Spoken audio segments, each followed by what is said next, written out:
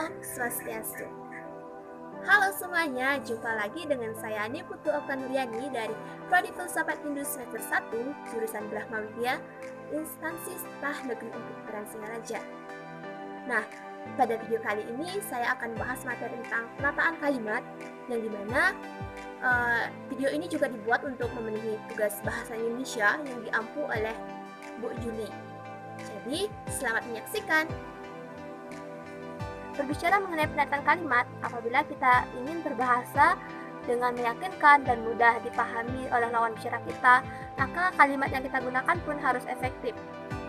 Dalam artian, kalimat-kalimat yang kita gunakan itu tepat dan mengenai sasarannya, serta kalimat dikatakan efektif apabila proses penerimaan dan penyampaian suatu pesan itu berjalan secara sempurna, seperti itu.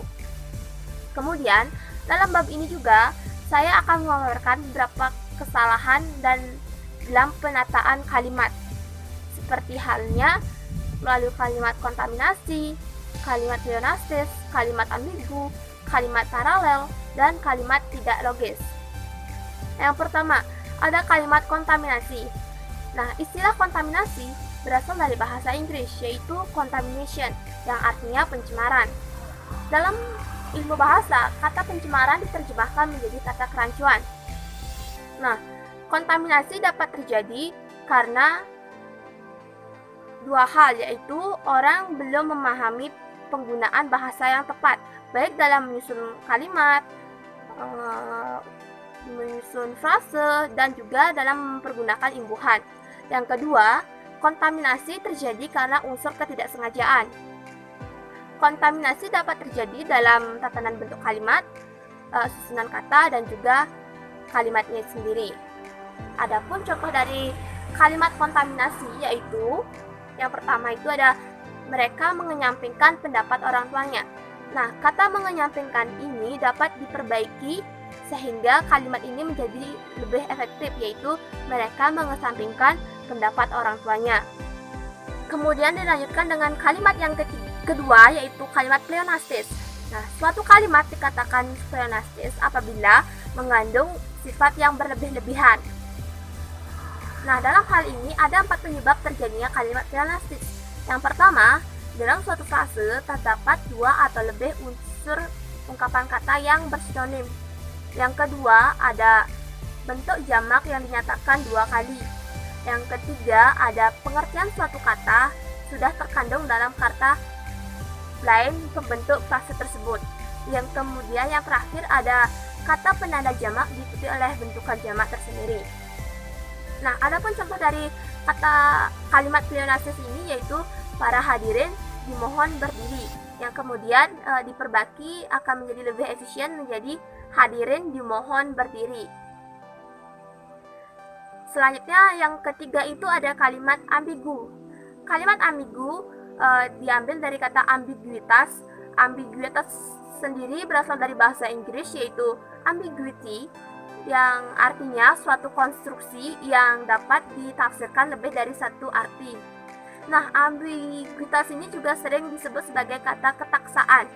Ketaksaan diartikan atau dapat ditafsirkan memiliki lebih dari satu makna akan sebuah konstruksi sintaksis tersebut.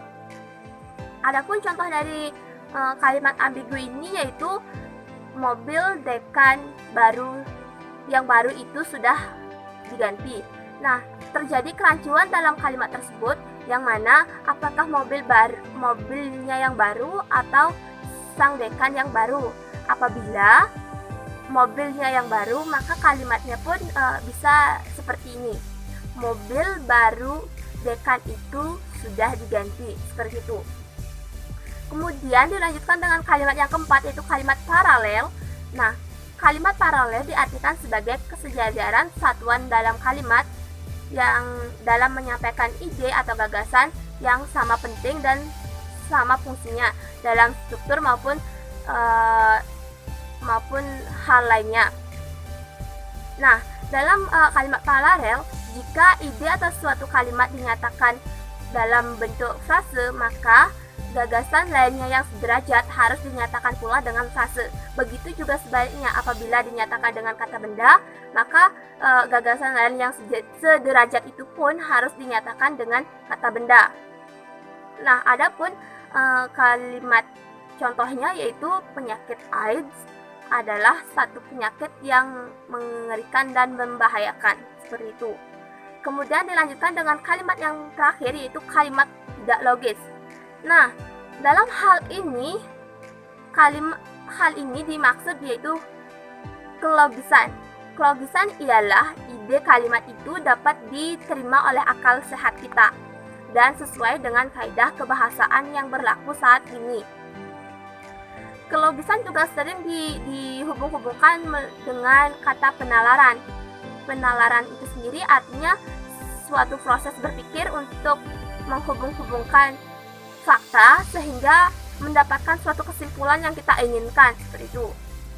Adapun contoh dari kalimat ini yaitu untuk menyingkat waktu, kita lanjutkan acara ini yang kemudian bila diefisienkan atau diperbaiki menjadi untuk menghemat waktu, kita lanjutkan acara ini, seperti itu. Nah, itu dia penjelasan materi tentang penataan kalimat. Semoga materi pembelajaran ini dapat bermanfaat bagi kita semua, dan apabila ada kata-kata yang kurang berkenan mohon dimaklumi. Saya akhiri dengan puja Parama Santi. Om Santi Santi Santi Om. Sampai jumpa di video selanjutnya. Dadah.